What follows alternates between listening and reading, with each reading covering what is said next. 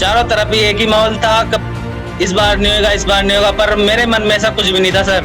मेरे से जो भी बोलता था सर, मैं उसी से एक बात बोलता था, मेरे का अच्छा गया है पेपर, अच्छा गया है पेपर। पर ये बात मैंने कभी नहीं बोली कि सिलेक्शन नहीं होगा मेरा। मेरे को विश्वास था मेरे का सिलेक्शन होगा। टीएनसी में पेपर ही इसी तरह से सेट किया जाता है सर, बिल्कुल जो नोट सेट में एग्जाम होता है सर, उसको अगर कंटिन्यूअसली दे लेना तो एक भी क्वेश्चन नहीं छूटेगा सर। अगर आपको सिलेक्शन लेना है तो टीएनसी की टेस्ट सीरीज ज्वाइन करना ही पड़ेगा।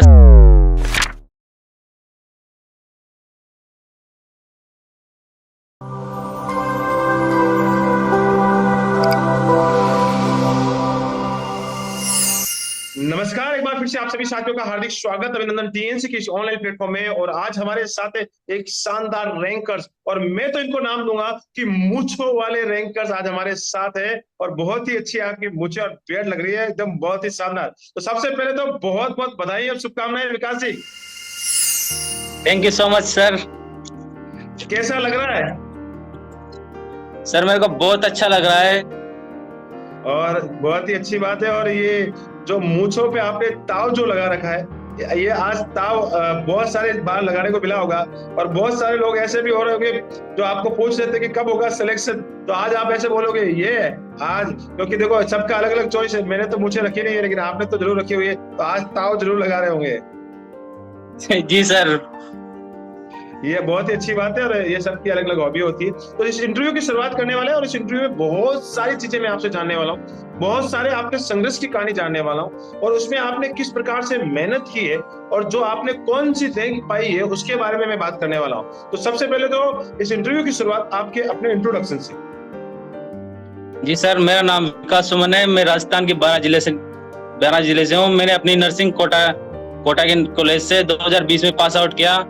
उसके बाद से मैं सर लगातार स्टडी कर रहा हूँ। गुड। 2020 यस 2020 में आपने पास आउट किया, और 2023 में आपने सिलेक्शन से लिया। 20 के यस बाद सर। 21, 22, 2 साल का सफर आपके साथ रहा है। और उस 2 साल के सफर में आपने बहुत बार स्ट्रगल की देखा होगा। अभी आपकी कौन सी रैंक आई है? सर मेरी ऑल इंडिया 242 रैंक आई है सर। 242, एक बहुत ही बड़ा आंकड़ा आपने हासिल किया है। तो ये पहले तो बताया कि ये जो 2 साल का संघर्ष रहा है, वो 2 साल के संघर्ष में आपने कितने एग्जाम दिए हैं? सर मैंने 2 साल के संघर्ष में कम से कम 20 से 25 एग्जाम दिए हैं सर। और हर एग्जाम में आप हमेशा पीछे रह जा रहे हैं? हाँ सर, हमेशा ही सर पीछे ही था सर, पर सफलता मिल नहीं रही थी।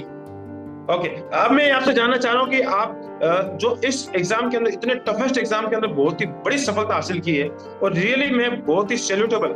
हर नॉर्थ साइड में बच्चे निकलते हैं, लेकिन इस नॉर्थ साइड के जो बच्चे हैं वो बहुत ही मैं बोलूंगा ब्रिलियंट बच्चे हैं, क्योंकि उन्होंने इतने टफेस्ट पेपर के अंदर भी इतना अच्छा स्कोर किया है। तो आपने इस पेपर की जो स्ट्रेटजी है, किस प्रकार से आपने पढ़ाई शुरू किया? टीएनसी के साथ आपने लगातार कब से शुरुआत की? टीएनसी के बारे में कहाँ से सुना? इन सब के बारे में बताएं। सर मैंने टीएनसी के बारे में सबसे पहले मैं लाइब्रेरी जाता था, वहाँ पे कोई स्टूडेंट थे सर, वो टीएनसी का रोज टेस्ट देते थे। तो उन्होंने एक बार मेरे से बुक्स रखी थी नर्सिंग की, तो वो देखी, तो उन्होंने बोला आप, ऐसे बात शुरू हो गई। तो उन्होंने मेरे से पूछा कि रैंक क्या चल रही है। फिर मैंने बोला उनकी रैंक किस में है, तो फिर उन्होंने बोला उन्होंने टीएनसी की टेस्ट सीरीज ज्वाइन कर रखी थी सर। फिर वो बोले मैं डेली टेस्ट देता हूँ, आप भी टेस्ट दिया करो। तो वहाँ दिया, 1-2 टेस्ट दिए थे, क्योंकि एग्जाम के पहले जो फ्री कंटेंट मिलता है ना सर, वो दिए थे। और 2-4 ही टेस्ट दिए थे सर, पर उनमें से भी मेरे को बहुत से क्वेश्चन मिले थे लास्ट वाले नोट सेट के अंदर। फिर जैसे रिजल्ट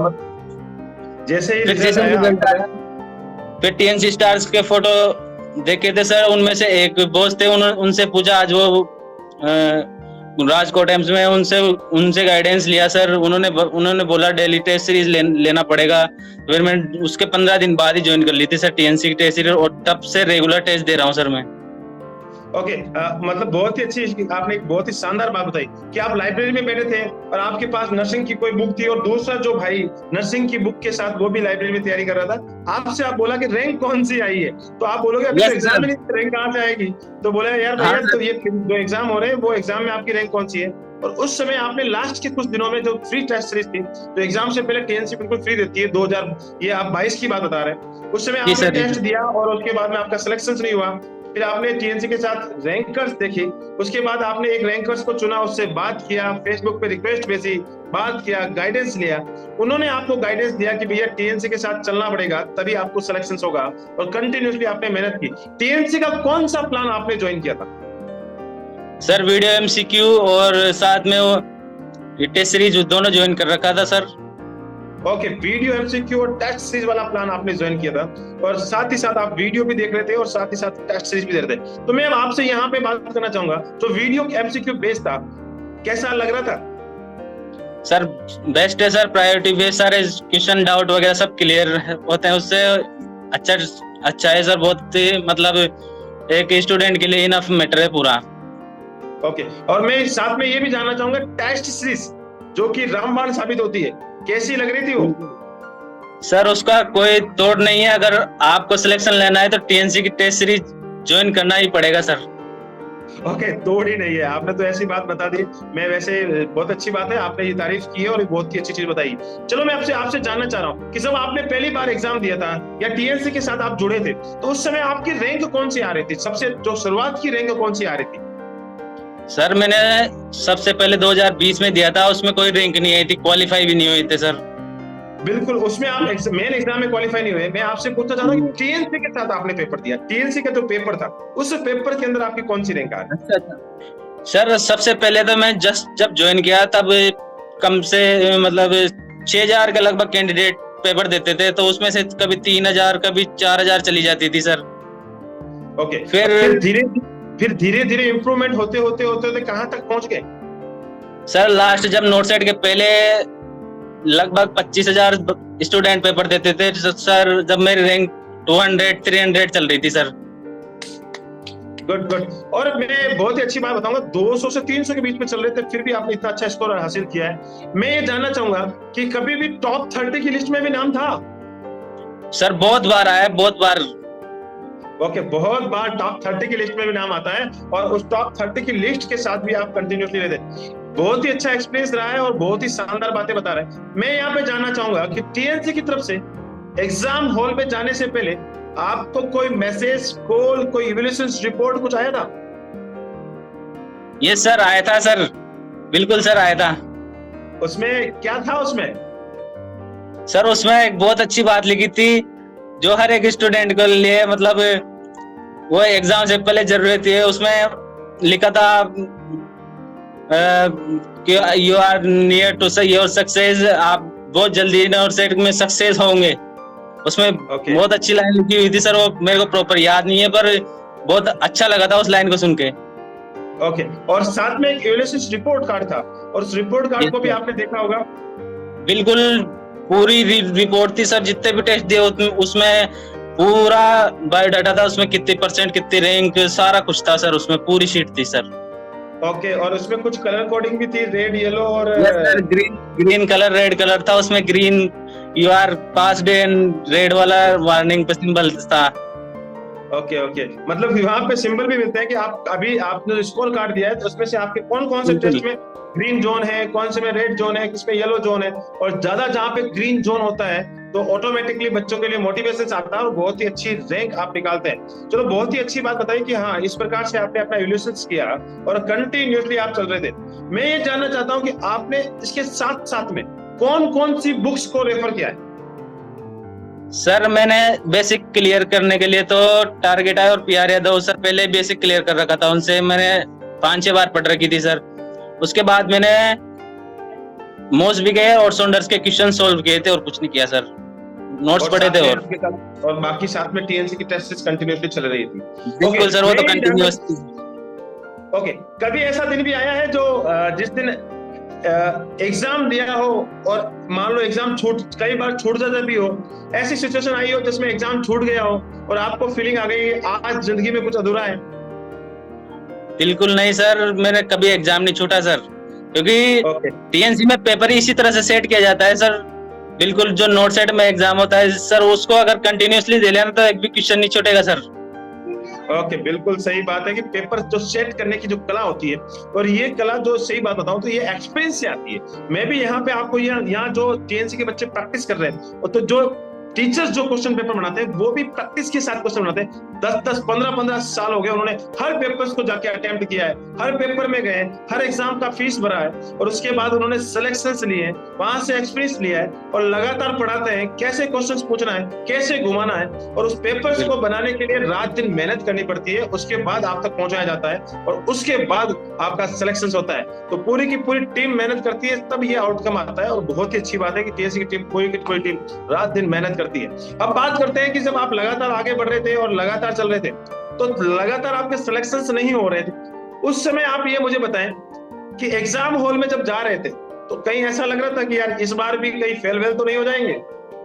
बिल्कुल भी नहीं लग रहा था सर, ऐसा कोई स्ट्रेस बिल्कुल भी नहीं था, बिल्कुल टेंशन फ्री होके गया था सर मैं। टेंशन फ्री होके एग्जाम देने गए थे और ये बहुत ही अच्छी बात है कि जितना टेंशन फ्री होके एग्जाम देते हैं उतना अच्छा एग्जाम जाने के चांसेस और बढ़ जाते हैं। एक चीज और माना कि आप एग्जाम हॉल से एग्जाम देके भी आ गए होंगे, एग्जाम हॉल के अंदर जब एग्जाम दे रहे थे तो कहीं ना कहीं ऐसा लग रहा था कि हाँ भैया टीएनसी की टेस्ट सीरीज ही चल रही है। बिल्कुल सर, उसमें से मैं कहना चाहूंगा अगर जिसने एग्जाम दिया ना उसको पता है सर टीएनसी के टेस्ट सीरीज में से कितने क्वेश्चन आए सर, उसकी कोई गिनती नहीं है सर। इमेज बेस भी सेम डिट्टो छिपे हैं सर, सेम टू सेम आया पूरा, इमेज बेस भी चेंज नहीं है सर, इवन एक और बच्चे उनके ऑप्शन भी सेम आए सर।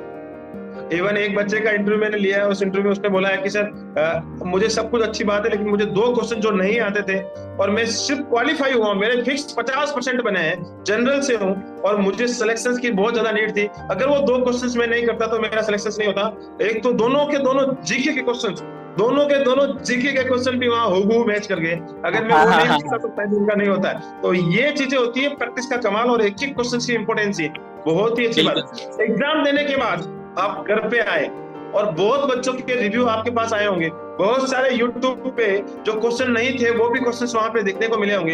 ये क्वेश्चंस आया, कोई ताल ठोक रहा था कि मेरे इतने क्वेश्चंस आ गए, तो इतने क्वेश्चंस पेपर हार्ड आ गया, ये सारे के सारे रिव्यू चल रहे थे। तो आपको कहीं उस समय फीलिंग आई कि यार अब की बार ये जो सब रिव्यू आ रहे हैं, इतना पेपर टफ टफ कर रहे हैं तो सिलेक्शंस होगा कि नहीं होगा? ये सारी बाद में इस एग्जाम में ऐसा देखा गया कि एंजाइटी पहले तो कम थी लेकिन बाद में एंजाइटी ज्यादा देखने को मिली है, तो बाद की एंजाइटी के बारे में बताया। सर चारों तरफ ही एक ही माहौल था, कब इस बार नहीं होगा, इस बार नहीं होगा, पर मेरे मन में ऐसा कुछ भी नहीं था सर। हकीकत बात है सर, सभी दोस्तों की तरफ से कई इस बार नहीं होगा, इस बार नहीं होगा, बहुत टफ था एग्जाम, सभी तरफ यही माहौल था। पर मेरे से जो भी बोलता था सर, मैं उसी से एक बात बोलता था, मेरा अच्छा गया है पेपर, अच्छा गया है पेपर।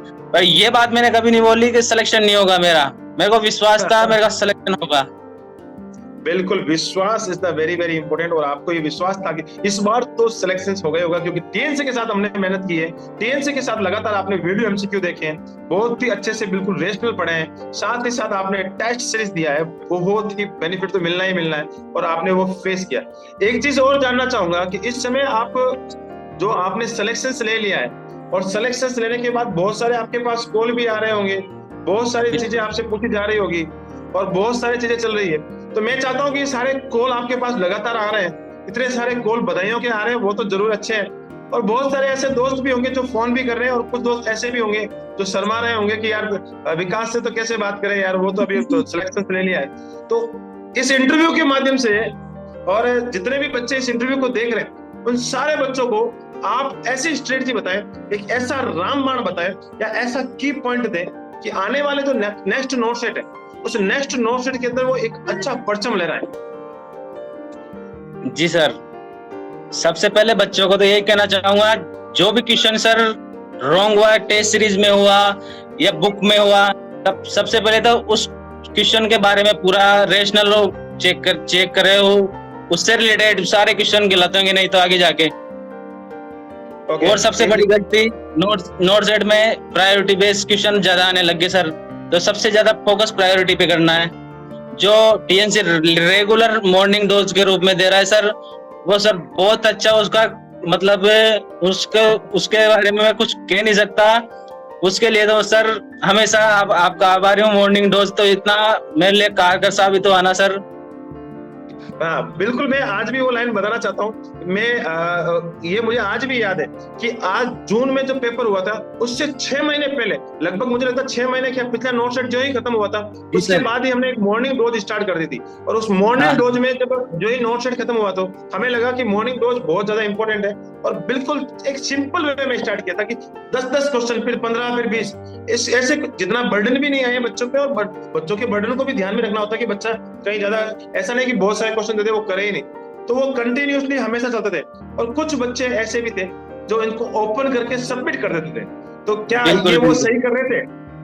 बिल्कुल सर, वो गलत कर रहे थे सर। मेन चीज तो सर मॉर्निंग डोज है सर। उसके एक क्वेश्चन कम से कम 50 क्वेश्चनों को क्लियर करता है। अगर एक क्वेश्चन सोल्व करते हैं अपन अच्छे से रेशनल निकाल के, तो एक क्वेश्चन में 50 क्वेश्चन छुपे हुए हैं सर। बिल्कुल, बहुत ही अच्छी बात है। और वो 10 क्वेश्चन नहीं हुआ, आप अगर हिसाब से आइडिया करें तो 500 क्वेश्चन के बराबर होते हैं। और बिल्कुल बहुत बिल्कुल ही सर। अच्छी बात बताई। और वो उसका बेनिफिट उस समय नहीं दिख रहा था, क्योंकि टीएनसी का बेनिफिट एट ए टाइम नहीं दिखता है कि हाँ यार एकदम से आ जाएगा। धीरे धीरे धीरे धीरे हम उसके साथ चलते हैं तो पता लगता है कि हाँ यार, टीएनसी ने जो काम किया हमारे लिए बहुत ही बेस्ट काम किया था। लगातार चल रहे थे, लगातार कंटिन्यूटी चल रहे थे, और लगातार मैं रोज बोलता था कि मॉर्निंग डोज को बिल्कुल मिस मत करना है और कंटिन्यूसली चलाना है। अब मॉर्निंग डोज को हमने परिवर्तन करके एक पूरा का पूरा पेपर उसकी जगह पर बना दिया है। लगातार मॉर्निंग में भी, सुबह प्रायोरिटी बेस्ड एग्जाम होते हैं, हॉस्पिटल बेस्ड, ओटी, आईसीयू, सुबह मॉर्निंग को पूरा प्रैक्टिकल को डिपेंड दे दिया, सिनेरियो को पूरा दे दिया है। शाम को हम पूरा का पूरा जो थ्योरी को कवर कर रहे हैं। दोनों समय में अलग अलग इंपॉर्टेंस है हर एग्जाम पेपर की। मॉर्निंग डोज के साथ आप कंटिन्यूस चले गए, और किसी बच्चे को ये नहीं पता था कि इस बार सिनेरियो बेस आ जाएगा। जब लास्ट में सिनेरियो का वर्ड एक सामने आया तो मैं बिल्कुल निश्चिंत था कि डरने की जरूरत नहीं है, पूरा पेपर टीएनसी से ही बनेगा, क्योंकि टीएनसी पहले से ही सिनेरियो बेस्ड क्वेश्चन करवा रही थी, तो डरने की बात नहीं है। और आगे भी मुझे पता है कि आगे भी आने वाले समय में एम्स कितना डीप सोच सकता है, उस डीप तक टीएनसी चल रही है। और वो हमेशा एम्स की जो थिंकिंग है उस थिंकिंग के बारे में लगातार चल रही है। बहुत ही अच्छी बात है और बहुत ही शानदार इंटरव्यू आ रहा है। चलो, बहुत ही अच्छी बात बताई, और कंटिन्यूसली आपने बताया कि इस तरीके से चलना चाहिए। और कुछ सजेशंस जो कि इस एग्जाम में टाइम मैनेजमेंट से रिलेटेड देना चाहते हैं?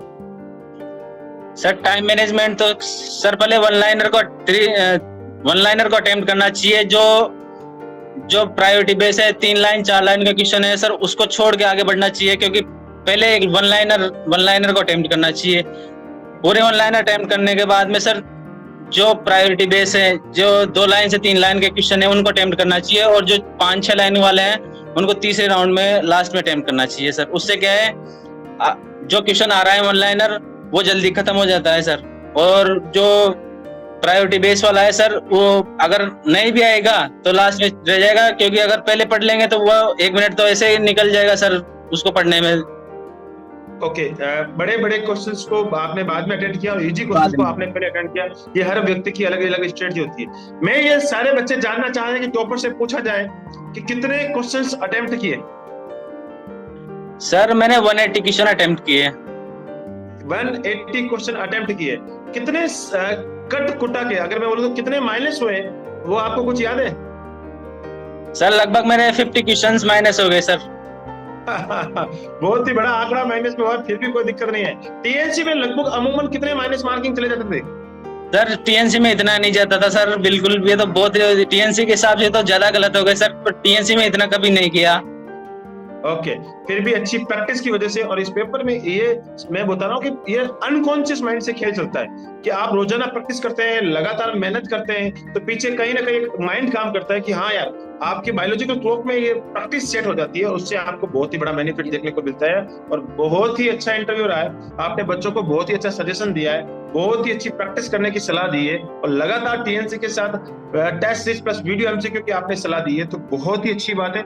आप हमेशा ऐसे ही अपना नाम, साथ ही साथ अपने माता पिता का नाम, जिस धरती से आते हैं उस धरती का नाम, पारा और कोटा का नाम, और साथ ही साथ जिस इंस्टीट्यूट से आपने पास आउट किया है उस इंस्टीट्यूट का नाम, और साथ ही साथ टीएनसी का नाम हमेशा रोशन करते रहे। जय हिंद, जय Bharat and Vande Mataram. Thank you so much. Thank you sir.